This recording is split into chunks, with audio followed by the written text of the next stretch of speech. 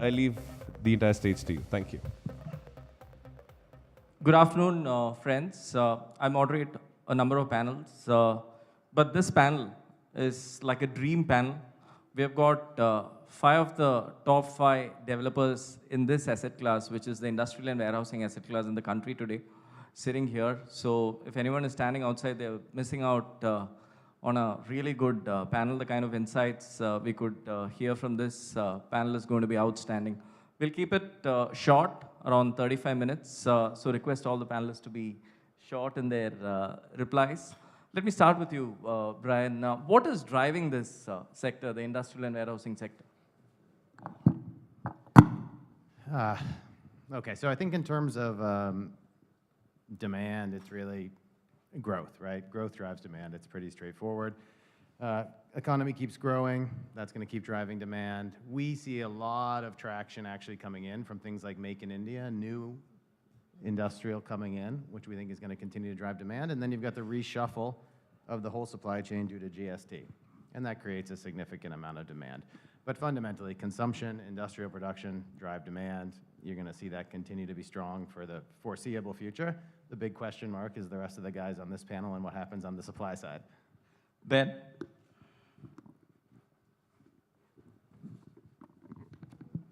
Just checking this working. I think, just to reiterate Brian's comments, we're seeing a good number of tenants coming in, wanting to get organised, and a number of tenants, I think, that have tried to do it on their own and want some help. And that gives an opportunity for the people on the panel to try and service that. I do think there is a question of supply and making sure we don't oversupply the markets. But at this stage, there is plenty of work to be done and lots of scope. Certainly the infrastructure that's getting rolled out now, it's a genuine effort from the government, very much appreciated. And with that infrastructure, it's opening up more sectors of land and different locations we can work on. And hopefully that'll bring down some of the costs of the land. And the key issue really on the supply side is land and the ability to execute and get that land in. Anshul? Yeah, I mean, sorry, I have a bit of a bad throat. The main propeller engine, I think, behind any new real estate development in India is the country itself, where we live. So basically, we have roughly about 300 million people migrating to cities almost each year today. Now, if you see the total US population today is roughly around 350, 400 million. India has close to about 1.4 billion people now. And if you just put that math together alone, we're adding 1 US almost every year into our cities. Now, if you just add that consumption in terms of restaurants, clothes, foods, FMCG products, retail products, pharma requirement of hospitals, everything goes up. Now, when all that starts going up, you need large real estate boxes to store and service that on a continuous basis. Now, you propel that with the convenience of e-commerce. When you start having next day delivery, like now Jay was telling me the other day that in China they have same day delivery, so which is amazing. So now the customer doesn't want to wait anymore. He wants his products now, and he is now used to giving his credit card online and buying it now. So if you just add that 8% GDP growth, the number of million people putting into cities, the consumption going up, per capita income going up, standard of living going up, that is what is the real driver behind the demand for our business here, for warehousing, is what I feel. Alok, if you look at the stock, overall stock, in office we have close to 450 million square feet. Industrial grade A stock, our calculation is less than 30 million square feet, of which Brian owned 15 of those 30 million square feet. So is the space still getting overcrowded? We have 5 players now, all 5 are serious, all 5 have international tie-ups, international investments. Is the space getting overcrowded? I think one of the things is the growth, and as all the panelists were mentioning, in terms of the growth that we are expecting, and in my opinion, there are 2 aspects on which we are looking at the growth. One is the consumption, another is the manufacturing. At the same time, one very important aspect which we are missing is what is the fundamental changes which is happening in the industry, which is consolidation as well as modernization. So although warehousing per se, we are looking at a growth of maybe 8%, but this grade A space growth, we are looking at anywhere between 20 to 30%. So we are looking at adding almost 20 to 30 million square feet of grade A warehousing demand over the next few years, at least next 5 years projection is that's what it says. So which means there is a scope for multiple number of players to be in. And I don't think having multiple players in the industry is anything which makes the industry weak. It's actually good for the industry, having multiple number of players. I think what on a long term can be a challenge is if there is too much of capital in the industry. So then if too much of capital chasing too few opportunities might make the industry little unattractive. Whereas multiple players I don't see as a challenge. Jay, you want to add to that? Is the space slowly getting overcrowded? No, I don't think the space is getting overcrowded, because if you look at, you draw parallels between India where it is today and China where it was a few years ago. Again, I hate making those comparisons. They're different countries. They have completely different paradigms. But just in terms of the capital values, the amount that we spend to build 1 square foot of warehouse here is not very different to the amount that a developer in China would spend to build 1 square foot. I think the ratio is about 20% higher. Now, you look at their population, look at our population. Again, there is a GDP factor, because obviously we don't consume per person as much as someone in the US does. But if you look at the number of players in the market there, and most players in the market there are doing purely warehousing, because industrial is done, is a sector that's serviced by the government there, not by, a Prologis or a GLP or an ESR or, China Merchants, Logos has big Mount Goodman does. So all we do in China is only warehousing, and there are, I think double the number of players there already. So I think that there is a happy medium or an equilibrium that will form. The one caution, which I agree with Aloke, is that here we have to be self-regulated in terms of supply. Because in a country like China, it's the land supply is regulated by the government.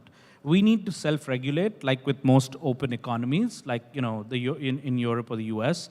We build very quickly, from start to once you get past the land phase, you can build a warehouse in less than a year.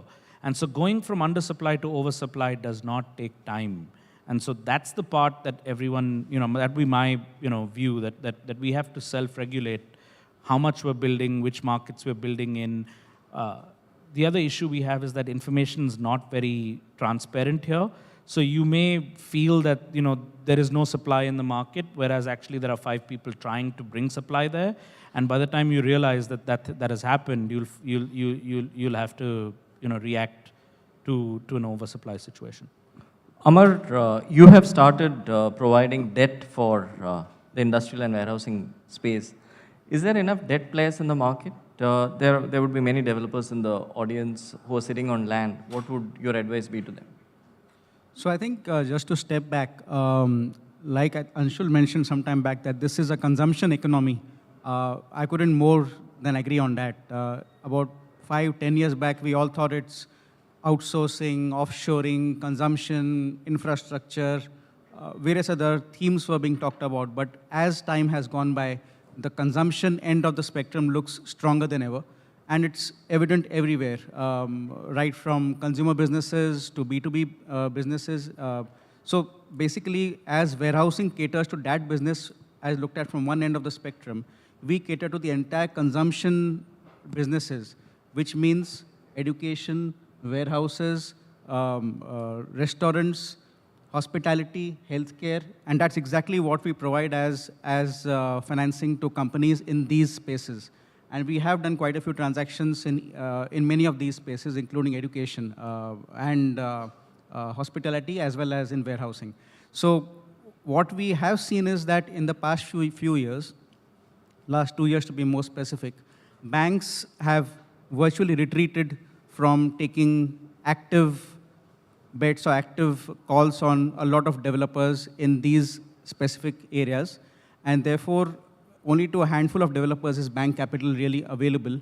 And that also for actually constructing ground up in a very conventional, straight-jacketed way. But if we were to look at alternative kinds of financing, which is, let's say, if there's a private equity fund sitting there and we want to take out the private equity fund and provide a refinancing plus give a top-up for construction, or it's 2-3 partners who own a particular venture and we want to provide consolidation financing by making the other partners exit and the main partner buying out the others. Or it could be various other situations that exist where the project has seen a kind of a time and cost overrun, and there are not enough takers for completing the project due to lack of government approvals at that time or a slow demand scenario at that time, so we can provide a longer tenure of financing. So there are many, many themes that we engage on and we provide financing on to developers, not just in warehousing and logistics, but across the spectrum in the last couple of years. And this is something that we are seeing huge demand opportunity for our kind of capital at this point in time. Then, if there's someone in the audience who's sitting with 50 to 100 acres land in the peripheries of different cities in the country, what would your advice be to him? Come and meet me, maybe. Other than that. No, I think it's not as easy as just picking a piece of land and putting it into operation. We were talking about it at the panel around nodes or zones linking up with the infrastructure that's required. So just having a piece of land is not going to get you there. I think the key aspects from the panel here is making the decisions on locations that are logical from an infrastructure spend point of view, and if your land is accessible, converted and clean, you're in a pretty good position because there's not a lot of it around. But you go through a process and assess whether it's suitable for logistics and connectivity.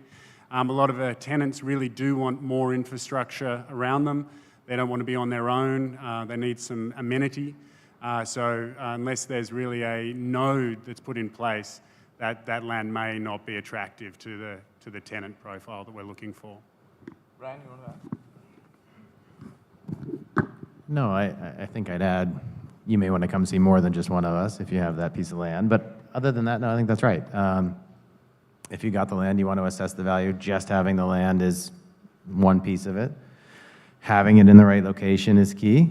And then if you do want to develop it, it's probably picking the right partner to develop it with, someone who has the relationships with the tenants, has the team to do the design, get it all done. And that would be my recommendation.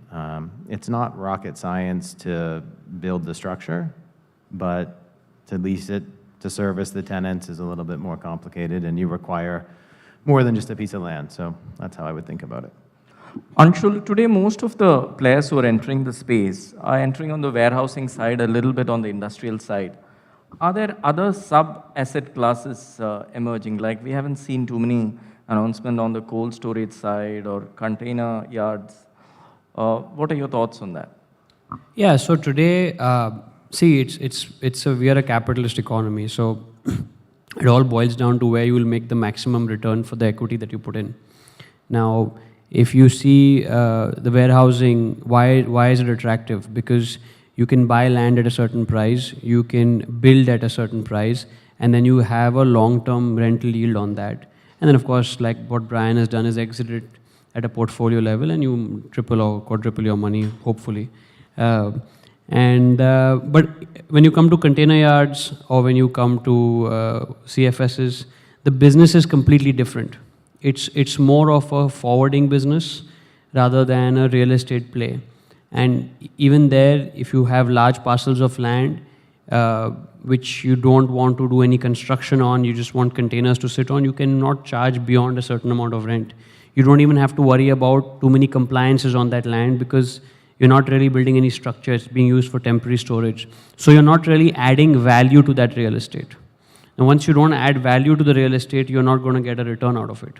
So I think that business is, like there are large players in CFSs and containers. So most of the 3PL companies like All Cargo, Adani Logistics, and these companies are there. They are doing it in a large way. But warehousing is where today there's money to be made. And I completely agree with what Ben said. It's not a very easy business. It appears very attractive from the outside that, yeah, let's get into warehousing. It's just a box, we'll build it. Kirby or Zamil will come and build it and just, we'll be able to start, DHL will come and pay us some rent. But it's not as easy as that because clients are getting smart. They are very specific with their requirements. They are looking for a trusted brand name to deliver their product. They are looking for 100% compliant lands. Now, what they mean by compliance and what that landowner who has a 50, 100-acre piece of land means by compliance is completely two apples and oranges. So, I've met so many landowners who say, my land is 100% compliant. But when we actually look at the land, it's not even close to compliant. I mean, that's not even the C of compliant. So when a tenant would look at that land, it would not be compliant. So that's where we are. Aloke, you want to add to that? Sub asset classes emerging within the sector, specializations. Yeah, so one, as you mentioned, cold chain is one which is an asset class, but people build it as part of the logistics park whenever they're building one. So it's not separately that you build a cold chain. Yes, there are rural cold chains, but I don't think institutional capital is looking at it. There are very specific asset classes like the CFAs and PFTs which are possible. But I think at this moment, at least for us, we can say as we enter this market, we are going to be targeting the low-hanging fruit, which is the RBFs and the warehousing pieces. And as the industry matures, there will be those specialized asset classes where I can build a CFAs and lease it to operators. But I think that's still some time to come before it can happen. There is an interesting asset class which there are players who already play in that, which is the liquid storage, which is a very specialized asset class. But those are things which I think we will see them evolving from us as developers in few years to come. Brian, when will we see the first REIT in this asset class? There's so much of talk about REITs in the country today. That's a good question. So Embassy is in Blackstone likely to be the first REIT in the office space. Assuming that happens, that will then pave the way. I think our view has been for a long time that the first REIT should be an office REIT. It's got the best chance of trading well. It's more well understood than industrial has been. And so I think that's the right first REIT. If it's successful, I think that then opens the door. And you need a certain amount of scale. It will take time for the people up here to get that scale. We would have been happy to list as a REIT. Ultimately, we wound up doing the transaction with CPP and creating basically a private REIT. So I think it'll be once one of these guys has enough scale, they'll then go and they'll look at it, and if the office REITs are trading well, tighter than the private markets, there you go, there's your first REIT. So I'd guess it's 3-4 years away, to be honest. Jay, you want to add to that? Yeah, I think, again, there was a more fundamental step we have to get towards, which is seeing sort of your first office REITs or commercial REITs in the market. And, from what I understand, the hurdle that we're trying to cross is really the taxation and structure. Once that is, once that precedent is set, you see your first REIT in the market, then, the path forward for other, asset classes become clearer. So we actually own a REIT in Singapore called the ESR REIT, which, which is operational there. We've got 49 assets in it. It's all about the right taxation, because it, in some ways, it's also market timing, as Brian alluded to.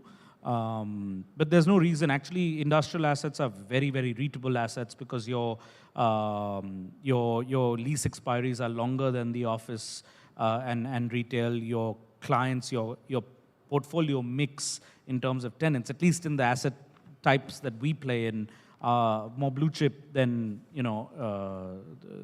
than office and retail. Ben, which will be your top 3 cities if you need to pick up? Right now, demand is going towards the top 6, 7. Yeah. But from that, if you need to pick up the top 3. Sure. Just reflecting on the comments of the panelists before I go on to that. I think it's interesting as an asset class because from a technology point of view, it's quite defensive. So we're all concerned about various issues around automation, artificial intelligence, so on, in the office space. And so to hedge that, this asset class, offers a good opportunity for investors. So just reflecting on the comment, and hopefully we'll see that flow through. And probably that's why we're seeing fairly aggressive moves from capital to come into the space. Coming back to the top cities, I think they're fairly vanilla in nature. Interesting that Burundi is one of our key markets. We're very focused, so obviously Bombay, around achieving that complex market to work our way through. Chennai, Tamil Nadu, and NCR would be the three top picks. You travel a lot of ground to find the right places, but as our top picks, that's where we're focused at the moment. Brian, your top 3 picks? Mumbai, Pune, Ahmedabad. Mumbai, Pune, Ahmedabad. Aloke? Mumbai, Pune, and Chennai. Anshul? Mumbai, Delhi, Bangalore. I would say these are the top 3 for us. Anshul, what's the demand like? I've heard different numbers, 30 million, 50 million, 20 million, 15 million. What's your estimate of annual demand per year going forward over the next 3 years? About 25 million per annum For the next 3 years? is the demand, but it's not being serviced. So there's a huge gap. Now, when I say 25 million, I'm throwing in everything, into even including the kitchen sink, minus agro. So I'm not talking about agro demand. So, you have your FMCG, retail, pharma, e-commerce, 3PL, you have, all the other sectors combined. The real outlook, if you sit down and talk to clients, they are postponing plans because they don't have available space. So that's another challenge that I think all of us at this panel are trying to address, is because we obviously want to lease as fast as we can and build as fast as we can to service our clients.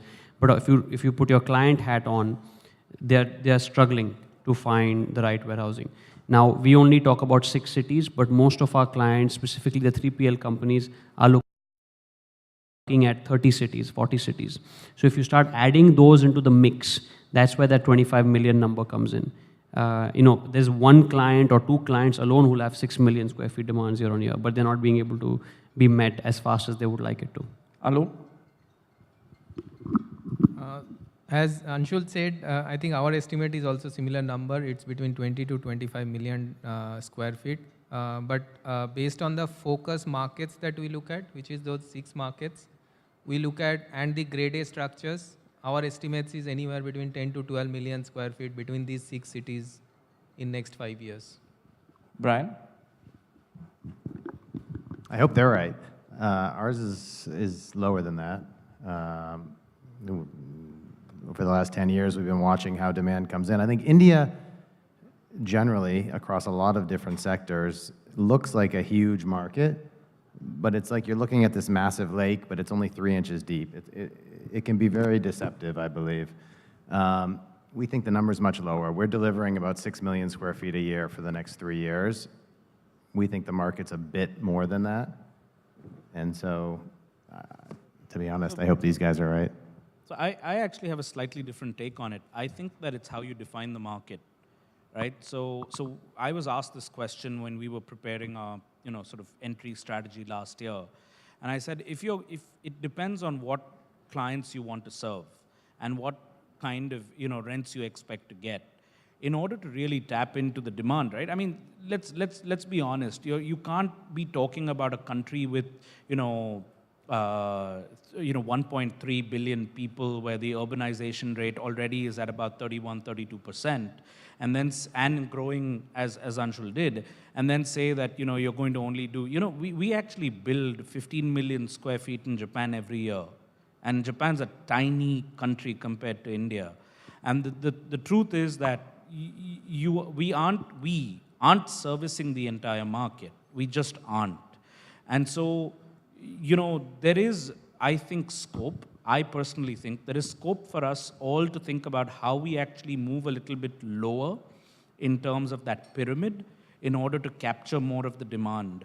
If you want to build warehouses that get 30 rupees a square foot rents, then you're only at the top of the pyramid.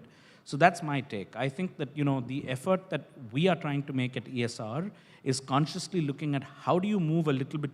We're never going to compete with the bottom, right? Because that's not institutional. That's a lot of it is non-compliant. We want to stay within that game of being compliant, being institutionally investable, but move lower into the pyramid. Because if you can find a good solution where you can rent out warehouses for 15 rupees a square foot, 14 rupees a square foot, you won't be talking about, just, 10 million or 12 million, even in the metros over the next 5 years.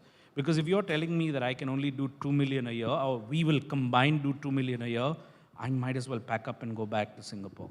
Yeah, so just to add to Jay, speaker one, I couldn't agree with him more. If you just take Bhiwandi alone as a market, okay, if you just combine half this panel in Bhiwandi, they'll have more stock than India at a grade A level, what number you just mentioned. They'll have the total stock in Bhiwandi today is 30 million square feet of organized warehousing. So if you just add those numbers together, it's an opportunity which is hard to capture. There's no clear data as an industry today, like what you have in office and residential on the warehousing stock, because most of the market is still extremely unorganized. So and again, 6 cities is a very small way to look at the market, because you can't be sitting in a country of 35 plus cities and look at only 6 cities. So if you start adding that number, that's the opportunity that lies in this space, which is untapped today. You want to add to that? Yeah, certainly a lot of relocation. So in some of these markets, tenants really and customers looking to upgrade their existing facilities and as subsequently relocating. So in a market referring to Bhiwandi, there's a lot of relocation we're seeing, moving into larger space, etc. Well, that's certainly the expectation. So hopefully, Brian, we're going to be more in the 20 million number. Amar, what would you look at before lending to a particular developer in this asset class? So I think the basics need to be well in place, as it is everywhere else, which is basically what is the business model, who are the key suppliers, what is the kind of equipment and the kind of infrastructure, the linkages, the land and the approvals, the technology at play, and how they're sourcing the material, and what is the transportation arrangements to their customers and the warehouses. So it's easier said than done, I'm very sure about that. But we have come across various business models of companies who engage with us.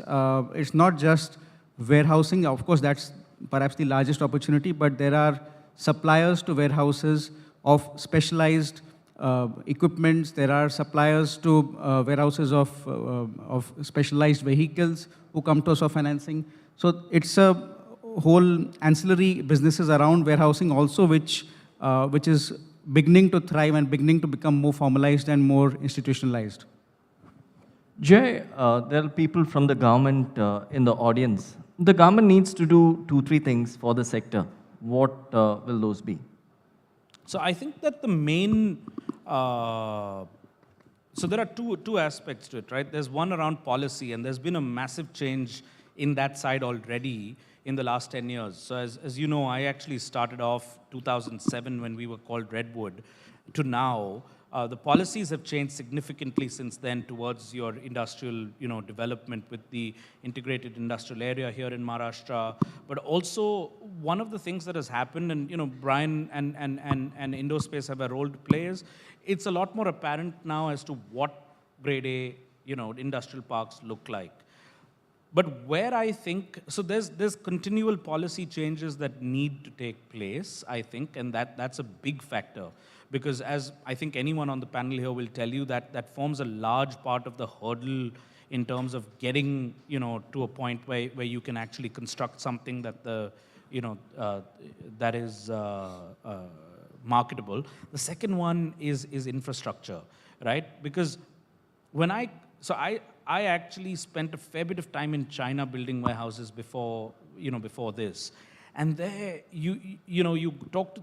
Now, again, it's a completely different paradigm, as I said, but you basically go to the government, and not necessarily the government, but something like an MIDC, and they tell you this is a plot of land, right? It's got everything. It's got a fence around it.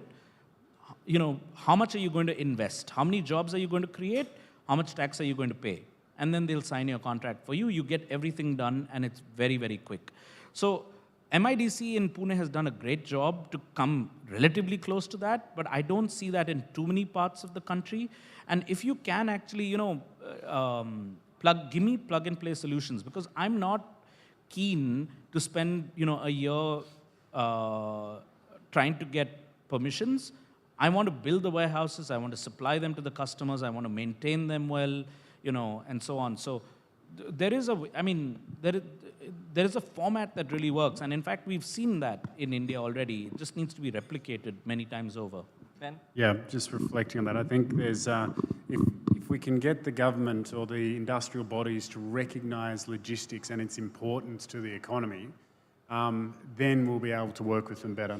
There's certainly, if you take facilities like Amazon, the job creation is very high, but the follow-on job creation around the logistics that's coming through e-commerce in various forms is extremely high. So I think if I was suggesting something to the government, it's recognising the importance of warehousing in the network of business, and then as a result, supporting us a little bit more. Brian? Yeah, I think, just taking a step back, I think it's important to acknowledge what the government's done over the last few years, and there's been a sea change, right? If I look back 10 years vis-a-vis the last couple of years, the pace of approvals, the support that you now receive from the government has changed dramatically, and I think that's important to acknowledge. I think a lot of people in the government are working on making things better, and I think really the only thing that we would ask for is just continued improvement. The faster approvals go, the faster we can deploy capital, the faster we can build these, the faster we can create jobs, the faster the economy grows, and it just becomes a virtuous cycle. And so anything, whether it's single window clearance, clarifying approvals where there are gray areas, it's just clarity and speed. Clarity and speed are the two things that we would really be supportive of. We've seen the industrial development corporations, MIDC in particular, we do a lot of business with MIDC. They've been incredibly supportive, and that's, I think, to be commended, but ideally continues. We'll take a couple of audience questions before we wrap up. Any questions from the audience?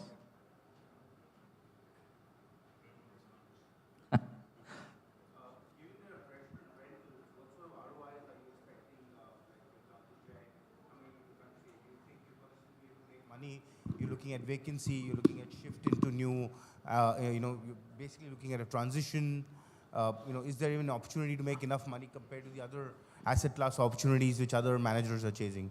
So, absolutely. I think that, it's a question of building product that caters to that demand, So you can't spend the same amount of money building a warehouse that you're only going to rent for 12 rupees a square foot as you would, for an industrial, customer who's willing to pay you 25. So it's a question of actually balancing those two together. We were talking a little bit about standardizing specifications, educating customers on these are the standard specifications, and if you want anything above that, or different, then they'd be classified. So just to give you an idea, in China and Japan, we don't ever ask ourselves the question as to what should be the specification of this warehouse. Because every developer knows that that's the exact same, style. If a customer wants something bespoke, they look for a build-to-suit solution. If they want something over and above that can be done as tenant improvements, they do. But you can make money in the business. Industrial is not the same as residential, commercial. We are closer to infrastructure, I like to think. And so we think differently. I think all of us here think differently compared to your residential developer. We don't, weigh or categorize our returns in terms of how soon can you get cash flow, how soon can you start selling the space. So you need to know how the business works, and I think you'll make money. But if you're a residential developer trying to compare it to residential, then you'll always find it lacking. We'll take one more audience question. Let's go back to Brian and one more question, Ramesh. Because he mentioned about 3 to 4 years potentially to see a REIT coming out of the industrial or warehousing space. But Brian, it's taken you almost 10 years potentially to find valuation and look at a secondary. What's going to accelerate this development, and why do you think your colleagues on the stage would be able to do it in 3 years or 4 years, what it took you 10 years to build? I think a couple of things have changed, and maybe it's not 3 or 4, maybe it's 8, maybe it's 10, maybe it's us in 3 years. And maybe that's the most likely scenario. But I think what's changed is there's a blueprint. When we were first building this space, we had no idea. We were looking at rents in the market that were 8 rupees. We didn't know if we would get 15 or 25 or 35 or 8 rupees. And so it was a much more difficult decision. The locations were not established. And I think the other people on the panel have, I think we should take it as a compliment, but have seen that it does work. It's pretty easy for these guys to decide where to go, right? They're all in the top 6 markets. They're in effectively the same 6 markets. We're now moving to 14 markets. Next time we come up here, they'll all be in 14 markets. But I think with the blueprint, they're going to be able to build faster. The spec is more standardized. The clients are more ready to accept it, more ready to pay. So I do think you're going to see development accelerate from where it used to be. No, I think we should thank Brian. I'll just summarize before we wrap up the session. On the drivers, the panelists felt the economy, the Make in India, GST, consumption, number of tenants looking for space, infrastructure, urbanization, the manufacturing, clients wanting more modernization, all this is driving the sector. On my question on if the sector is overcrowded, the panelists felt consolidation will eventually happen. A 20 to 30% year-on-year growth is expected. Demand of at least 25-30 million square feet. There's definitely room for more. Too much capital could drive down yields. Still, we are very small as compared to other countries like China. US has 12 billion square feet of industrial and warehousing space compared to our 30 million square feet. I mentioned billion. Self-regulation will happen. Transparency will eventually come in. On the debt question, Amar mentioned that banks have retracted from funding alternate asset classes. Today, NBFCs are catering to that demand for capital. In terms of overall, we are, before building, if someone has land here, check for nodes and linkages to infra. Just because you have a land doesn't mean you can build warehousing on it. Accessibility and connectivity is very important. Tenants want infra connectivity as well as amenities. Also choose the right partner who has the right execution skills, right branding, and has the right tenant relations. On my question on sub-asset classes, investors are chasing yield. CFS, container yards, less of a real estate play and less lucrative at this point. Not an easy business. Cold chain, CFS will eventually emerge, liquid storage kind of asset classes. Opportunities exist, but will take time. On the REIT, the panelists felt first REIT will be an office REIT. Success of that will drive REIT demand into other sectors. Depends on, a lot of it also depends on market timing and taxation. It obviously, the sector will be a hedge for impact on automation, impact of automation on office. So that came from Ben. Top 3 cities seems like Chennai, Bhiwandi and Pune seems to be the top 3 picks. On my question on demand, most of the panelists felt it's anywhere between 15 to 30 million square feet. Clients have postponed plans due to lack of availability of good quality space. Sometimes in India, we think it's a massive lake, but just 3 inches deep. So that is an interesting point which came from the panelists. Look at the kind of supply they are creating. Somebody like Ben is today planning to create supply in all the major cities. Brian is talking about 6 million square feet per year. ESR delivered 15 million square feet in Japan every year. That's a kind of growth markets they've played in. If you're looking for a 30 rupee kind of rentals, then the demand would be less because you'll be just playing at the top of the market. More clear data required on demand overall in all these cities. Anshul felt eventually it could become a 35-city opportunity. Right now, everyone is focusing on the top 3 to 6 cities. There's a lot of relocation demand also coming in. On the financing side, Amar spoke about how he would look at the business model, approvals, execution skills of various developers. On the government initiatives required, the panelists felt more integrated industrial area kind of policies required. Everyone appreciated what MIDC Pune has done. Continuous policy improvements required over a period of time, quicker approvals, faster infrastructure connectivity. Government eventually should end up providing land, plug-and-play solutions to developers like what we have in this panel. That's what the Chinese government has done in many cities. The panelists felt the government needs to recognize the importance to economy. There's a lot of jobs being created and also follow-on jobs which is created from sectors like e-commerce who are big consumers of this.